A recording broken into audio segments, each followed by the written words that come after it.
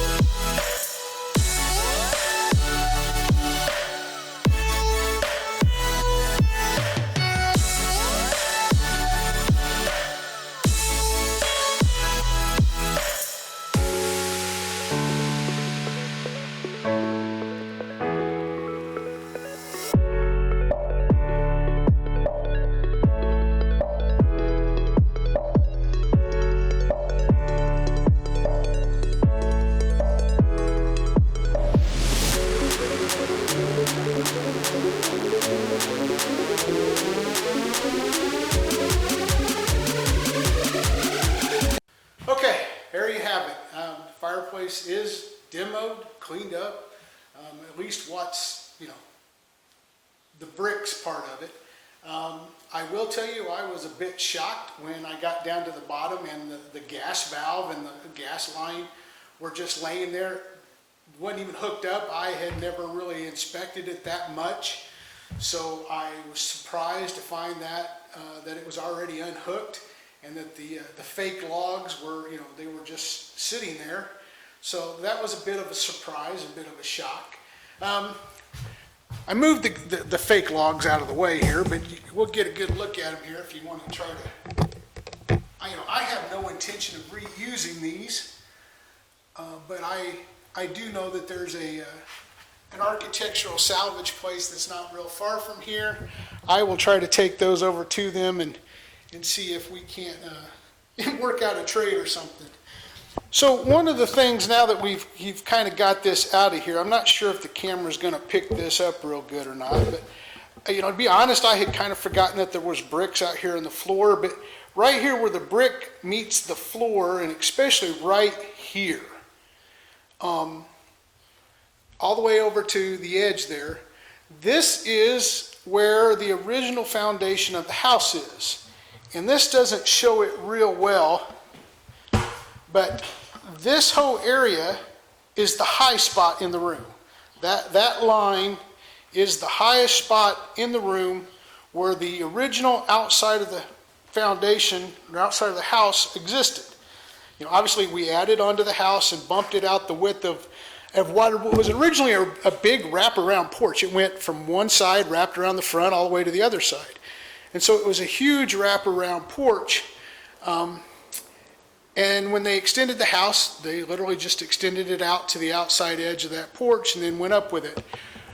Right up here, and we can't really see it yet, but I got up above my ladder a little bit, and there's, this was the outside of the house right along that edge of that crack right there where it's come down.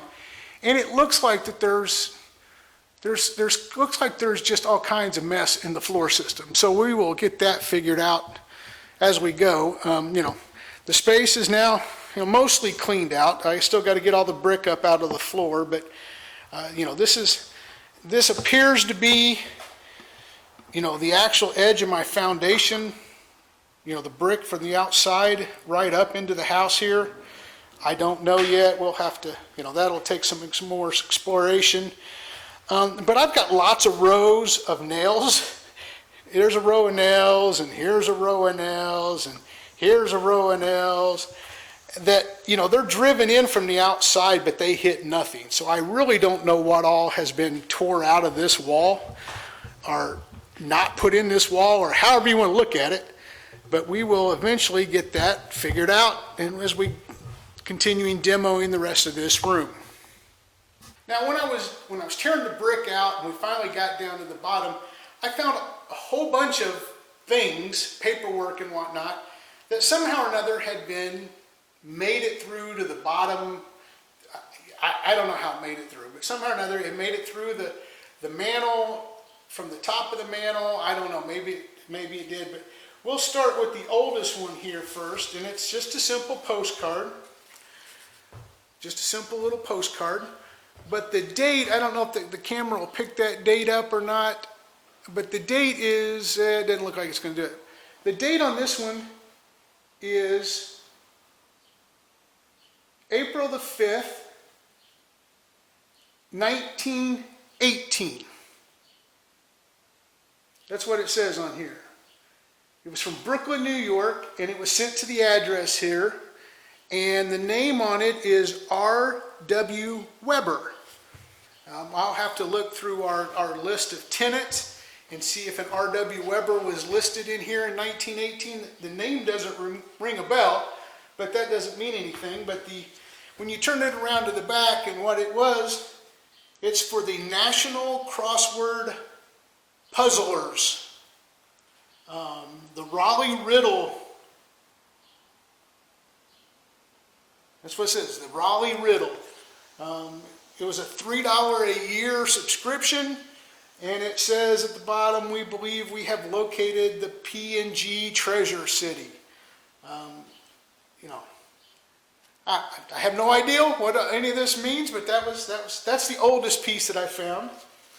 The next little postcard here, it's even harder to make out, but it is dated 1959, and it was addressed to a George Eskew.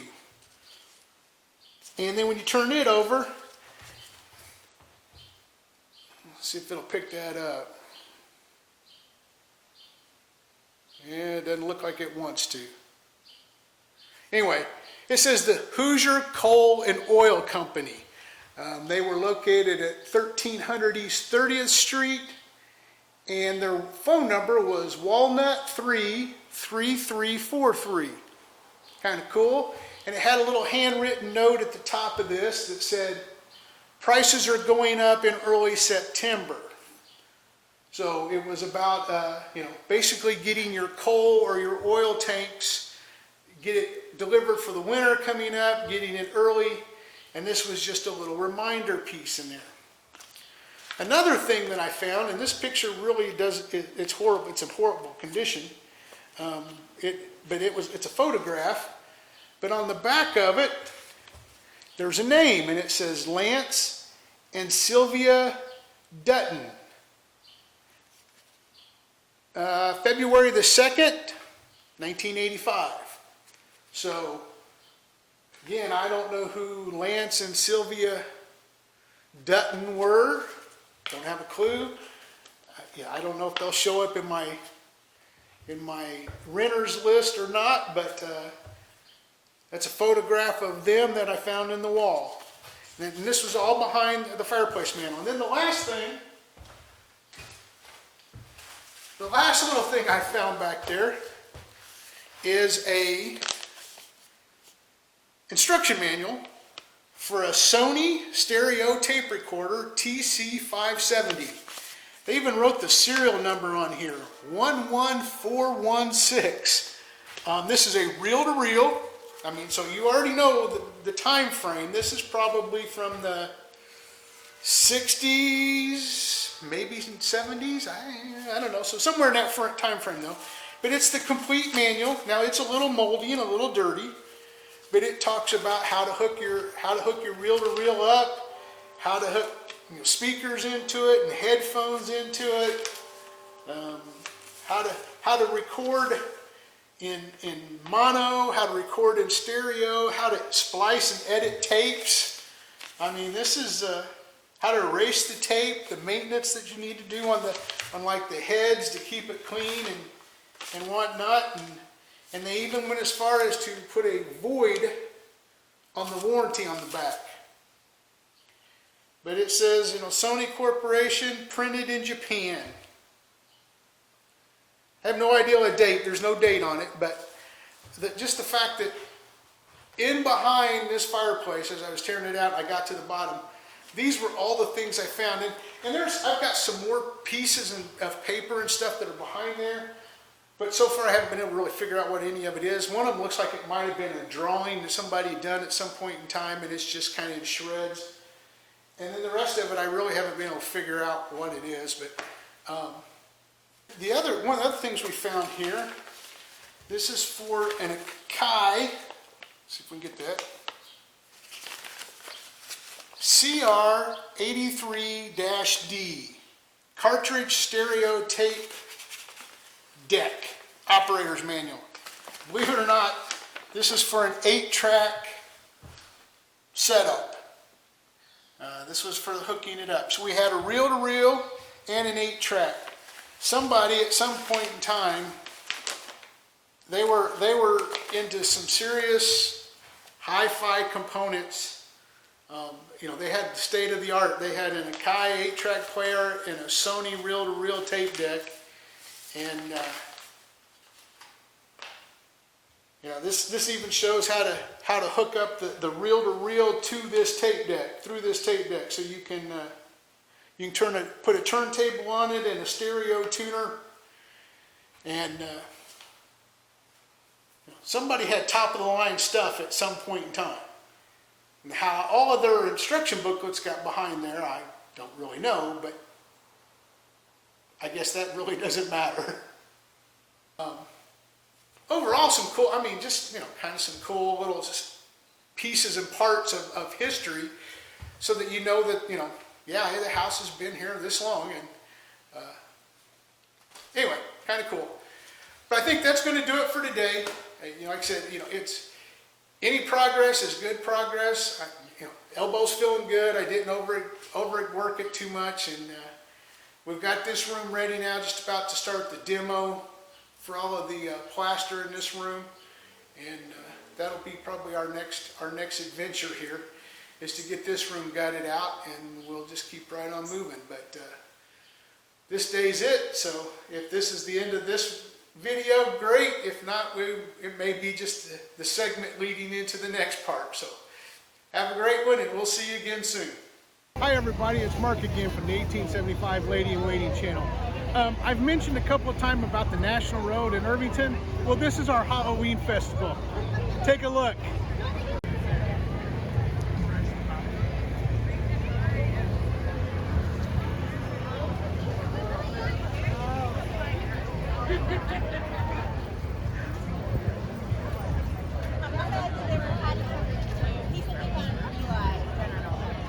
So this thing happens about every year. It's not been contiguous, but it's done like, I think this is like number 70 or something like that. So anyway, it's a little subdued. The weather's a little cold. It's a little rainy. Imagine that. But it is another Halloween festival. We haven't had one for 2 years now, mainly because of COVID. And a couple years ago, it was an absolute downpour. So it's nice to be out. We're here again.